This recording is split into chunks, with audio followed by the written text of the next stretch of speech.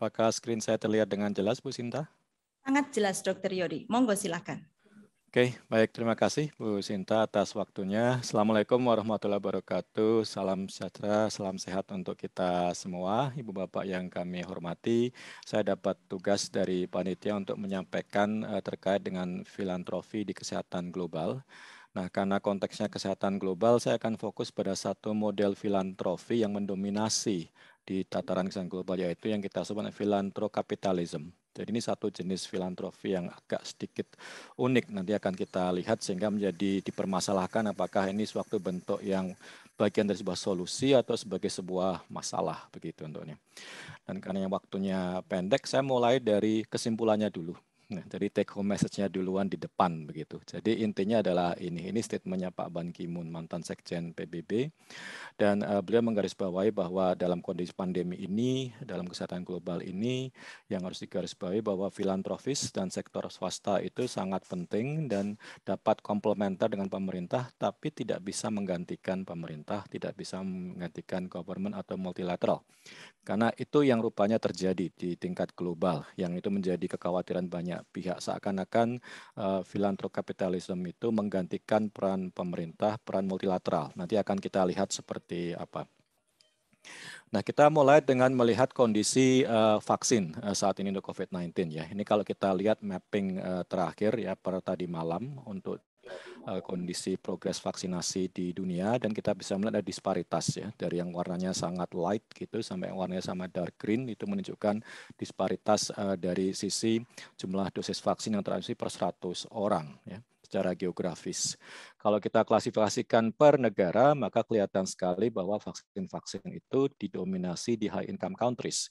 Jadi bisa Ibu Bapak lihat 62% populasi di high income countries itu tervaksinasi, sedangkan di low income country cuma 1,4%. Itu adalah disparitas yang sangat-sangat lebar begitu. 1,4 lawan 62%. Jadi itu sesuatu yang tidak equitable. Nah, sehingga WHO berulang kali memberikan semacam warning begitu ya, bahwa ini bukan suatu kondisi yang baik, dan menggarisbawahi bahwa apa yang terjadi adalah vaksin nasionalisme. Jadi masing-masing negara maju mengamankan vaksin untuk negaranya sendiri, di mana negara-negara yang kaya tadi sudah mengambil porsi yang berlebihan, dan itu tidak bisa dipertanggungjawabkan secara moral, dan itu adalah strategi kesehatan yang sangat tidak efektif, apalagi dengan virus yang bermutasi secara cepat ini. Dan pada kondisi saat ini, di mana sudah berjalan sekian lama, vaksinasi sudah sejak awal tahun, bahwa masih ada jutaan tenaga kesehatan yang belum tervaksinasi di dunia, itu sebuah tragedi yang luar biasa. Sedangkan di negara-negara maju, banyak yang di luar itu yang sudah tervaksinasi, bahkan sekarang mulai masuk ke pertimbangan untuk booster. Nah, jadi itu masalah besar, dan sayangnya solusi yang dikedepankan untuk menjawab masalah equity ini juga solusi yang penuh dengan masalah ya. Jadi solusi yang dikedepankan saat ini adalah COVAX ini. Jadi kalau kita melihat di Indonesia pun kita juga menerima bantuan dari COVAX ya. COVAX ini kalau kita lihat adalah bagian dari ACT Accelerator yang di situ dikawal oleh CEPI, Gavi, UNICEF, dan WHO ya. Nah, apa COVAX ini? Ini diciptakan di tahun lalu, April 2020, sebagai fasilitas global untuk akses terhadap COVID-19 vaksin. Intinya adalah dia mengelola Advance Purchase Agreement. Jadi dia mengelola agreement antara COVAX dengan produsen vaksin, kemudian dia punya agreement antara COVAX dengan negara-negara. Ya, sehingga dia menjembatani antara negara dengan produsen vaksin, dengan industri vaksin, industri farmasi tadi. Sehingga dia intinya dia pooling pembeli-pembeli itu, sehingga jumlahnya bisa besar sekali, sehingga dia bisa membuat agreement dengan para produsen vaksin ini. Nah, jadi ada dua grup negara, grup yang self-funded, yaitu negara-negara high income, sekitar 90 lebih, kemudian grup yang funded, artinya low income middle country, yang mereka harus dibantu untuk pendanaannya. Nah, di sini by design itu sudah tidak fair, karena ada by design bahwa yang funded tadi sebenarnya hanya ditargetkan sampai 20% populasi jadi vaksinasi melalui COVAX ini, sehingga sisanya diminta untuk mencari sendiri, sedangkan 20% itu masih sangat jauh dari herd immunity. Dari by design itu sudah unequal ya untuk COVAX ini.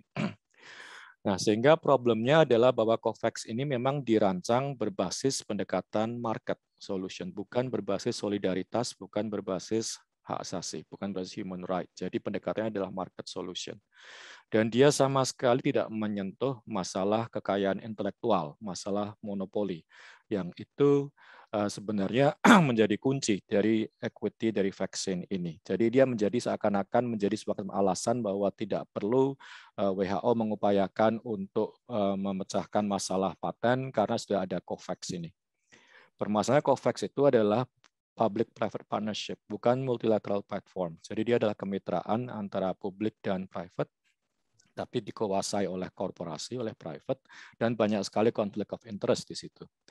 Dan sebenarnya juga tidak value for money, karena di sini COVAX ini membayar pharmaceutical company dengan harga monopoli, meskipun sebenarnya harga yang mereka set itu tidak justified, karena sebenarnya vaksin mereka itu dikembangkan dengan uang publik, dengan taxpayer money. Nanti akan kita lihat dari mana. Nah, sehingga kemudian COVAX ini mendistraksi dari upaya-upaya untuk betul-betul mengatasi masalah monopoli terkait dengan vaksin ini. Nah, kenapa bisa demikian? Tadi kita sebut COVAX ini di college-nya ada 3 ya, CEPI, kemudian Gavi, kemudian WHO. Ketiga-tiganya ini sangat tergantung pada Bill and Melinda Gates Foundation. CEPI ini adalah gagasan dari Bill Melinda Gates Foundation dan didanai oleh Bill Melinda Gates Foundation bersama dengan World Economic Forum di Davos. Gavi ini juga hasil pemikirannya Pak Bill Gates ya, bersama dengan beberapa mitra yang lain. WHO ini bukan ciptaannya Bill Melinda Gates, tapi WHO itu penyumbang dana terbesar kedua WHO itu adalah Bill Melinda Gates setelah US government-nya. Jadi sangat-sangat berpengaruh di WHO sekalipun. Jadi yang bermasalah di sini adalah solusi yang dirancang COVAX yang dirancang oleh BMGF ini adalah solusi yang berbasis pada filosofi atau pendekatan filantropi yang di sini dianut oleh BMGF, yaitu yang kita sebut dengan filantropikapitalisme. Dan ini berbeda dengan jenis filantropi yang biasanya, yang kita kenal tradisional. Jadi bukan hanya sekedar menyumbangkan, tapi ini menyangkut suatu pendekatan kapitalis, market base. Jadi bukan hanya memberikan uang, tapi dia uang itu akan disalurkan apabila menggunakan pendekatan pasar dan for profit untuk memecahkan masalah-masalah seperti masalah vaksin ini. Jadi bukan hanya menulis cek atau mentransfer uang, tapi dia akan involve personally, ya, dan kemudian akan mengaplikasikan solusi berbasis pasar itu untuk memecahkan masalah ini. Nah, jadi kalau kita lihat di sini misalnya Bill Melinda Gates itu tahun kemarin sudah menggandeng sekitar 15 industri farmasi yang mereka memproduksi vaksin, bahkan mereka juga salah satu pemilik dari pabrik vaksin yang sekarang baru mengembangkan vaksin. Dan ini adalah industri-industri yang sekarang luar biasa kayanya. Ya. Jadi kalau kita lihat Forbes itu setiap tahun mengeluarkan World's Billionaires List, ya, orang-orang terkaya di dunia 2021. Yang menarik kalau kita lihat daftar ini, ya, tahun ini ada 9 OKB yang itu dari industri vaksin. Jadi itu ada CEO-nya Moderna, CEO-nya Pfizer Biotech, terus ada imunologisnya Moderna, ada chairman-nya Moderna, kemudian juga kembali lagi ada chairman dari Rovi, bagian packaging-nya Moderna, ada CanSino juga. Jadi kalau kita lihat mereka-mereka yang terlibat dalam industri vaksin ini luar biasa kayanya sejak ini COVAX ini bisa beroperasi. Dan ini kaya karena harga vaksin yang luar biasa tinggi, yang itu secara monopoli bisa ditentukan, padahal sebenarnya pengembangannya itu dari dana publik. Jadi pengembangan yang sangat beresiko dari sisi bisnis itu sudah diamankan oleh US government saat itu, oleh NIH sama BARDA. Ini daftar industri-industri yang menerima dana dari US government untuk R&D, untuk litbang vaksinnya, Sanofi, GSK, Pfizer, Novavax, AstraZeneca, Johnson & Johnson, Moderna, Merck, semuanya menerima. Dan itu digunakan untuk R&D. R&D itu yang paling beresiko kalau untuk industri, kan, karena kemungkinan gagalnya tinggi. Tapi itu sudah di-cover oleh US government, begitu. Sehingga sebenarnya tidak fair apabila mereka kemudian memasang harga yang tinggi, padahal sebenarnya bagian yang paling beresiko sudah tercover oleh pembayar pajak begitu untuk ininya. Dan memang harga saham mereka langsung melonjak begitu diumumkan bahwa mereka menerima bantuan dari pemerintah federal Amerika Serikat, ya, terutama di situ Novavax, kemudian Moderna itu meningkat tinggi, Pfizer dan juga AstraZeneca, ya, tentunya. Dan sekarang mereka juga sudah mulai siap-siap untuk menaikkan harga lagi. Jadi ini Pfizer, Moderna, dan Johnson Johnson ini sudah bersiap-siap untuk menaikkan harga. Jadi ini sudah dijanjikan pada para investornya bahwa begitu kondisi ini sudah terkendali dalam tanda petik, sudah tidak ada surge, sudah mulai menurun, maka harga akan dinaikkan. Itu profit akan semakin tinggi. Nah, sehingga intinya bahwa tidak ada solusi terhadap krisis global vaksin ini tanpa kita mencoba untuk menekan industri farmasi itu untuk wave intellectual property right dan technology transfer. Itu yang harus di-push begitu. Dan sehingga karena praktis tidak mungkin untuk bisa meningkatkan supply vaksin untuk mencapai herd immunity itu kecuali kalau kita punya manufacturing hub di negara-negara berkembang sehingga itu bisa memproduksi sendiri gitu untuk ininya. Dan itu yang sudah diupayakan sejak berbulan-bulan, sejak tahun lalu, sejak bulan Oktober ini ya. Jadi dari India sama Afrika Selatan sudah memasukkan proposal ke WTO untuk wave IP protection untuk COVID teknologi termasuk vaksin ya. Sehingga harapannya di situ negara-negara bisa mengadopsi teknologi yang terbaru tanpa harus terkendala masalah paten begitu. Jadi perjuangan panjang, tapi akhirnya Amerika Serikat yang tadinya di zamannya Trump melawan, akhirnya di zamannya Biden ini menyetujui, sehingga akhirnya disetujui untuk masuk proses negosiasi tax base di WTO sejak Mei 2021. Dan pada akhirnya karena tekanan lobby advokasi yang luar biasa, akhirnya Gates Foundation pun yang tadinya melawan dan sangat-sangat mempertahankan IP, akhirnya setuju untuk mendiskusikan ini. Nah, tapi itu baru komitmen untuk mendiskusikan. Nanti the devil is in the details. Ini prosesnya masih panjang. Kalau dari skemanya WTO mungkin baru sekitar bulan November ini akan deal. Akhirnya bagaimana untuk IP waiver ini. Itu akan panjang. Nah, sehingga sambil jalan pun tapi juga ada alternatif atau skema-skema lain yang bisa dilirik selain mengandalkan COVAX tadi.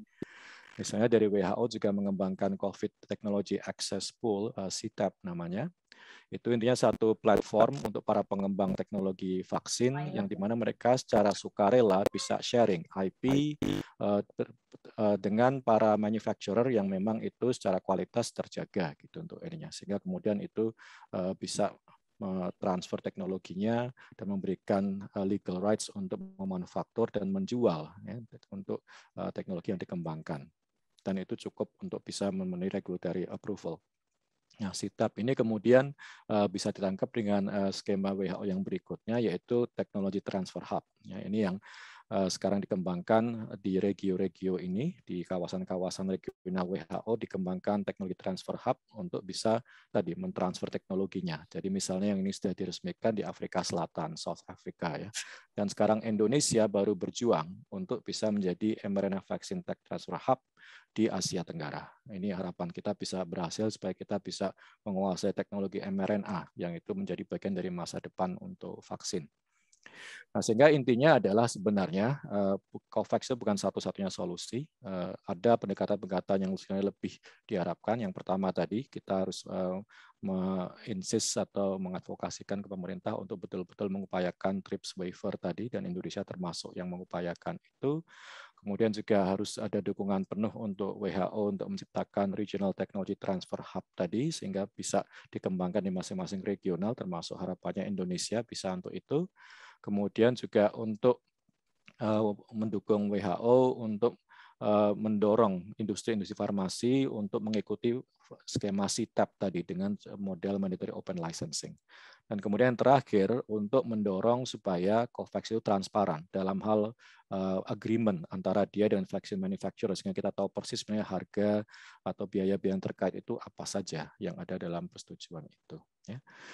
Dan karena WHO pun juga menengarai ketergantungan dengan 1-2 donor itu beresiko, maka mereka pun sekarang membentuk WHO Foundation ya, sehingga mereka kemudian bisa diversifikasi dari sumber untuk pendanaannya, tidak terlalu tergantung harapannya ke depan terhadap Bill Melinda Gates Foundation. Nah, intinya adalah ini, bahwa Gates Foundation itu sudah menghasilkan banyak hal yang itu kita apresiasi, termasuk meningkatkan kapasitas di negara-negara berkembang.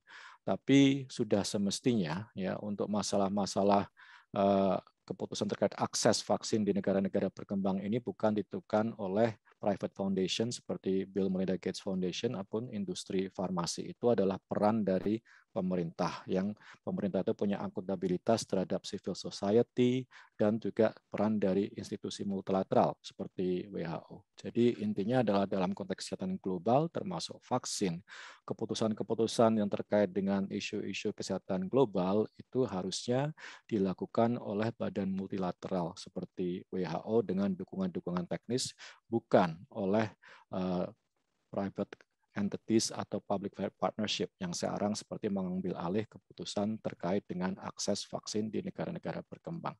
Saya kira itu, Bu Sinta, secara singkat kondisi terkait dengan filantropi di tingkat kesehatan global. Moga-moga bermanfaat. Kurang lebihnya mohon maaf. Assalamualaikum warahmatullahi wabarakatuh.